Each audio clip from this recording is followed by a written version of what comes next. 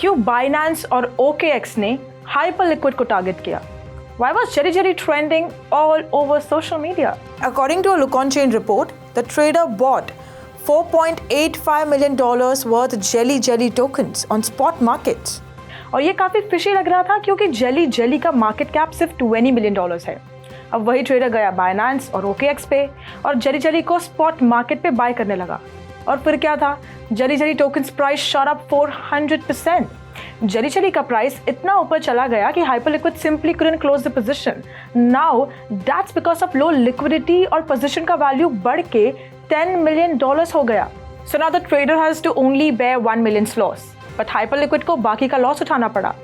यहाँ पे स्टोरी थोड़ी इंटरेस्टिंग हो जाती है क्योंकि तब Hyperliquid ने मैन्युअली जाके वो पोजीशन बंद की जो पूरी तरह से डिसेंट्रलाइजेशन के आइडिया को ऑब्लिटरेट कर देती है. अब मार्केट्स दो पार्ट में स्प्लिट हो गई हैं. पहला ग्रुप के लोगों का मानना है कि बाइनेंस और OKX ने ट्रेडर को फंड किया ताकि वो हाइपरलिक्विड की लिक्विडिटी वॉल्ट को ड्रेन कर सके क्योंकि हाइपरलिक्विड जैसे छोटे प्रोजेक्ट ने बाइनेंस का 10% वॉल्यूम खाया. Hyperliquid was a thorn in Binance's eyes और हम सब जानते हैं कि बाइनेंस कितना अग्रेसिव है when it comes to competition. So we all remember what they did with FTX.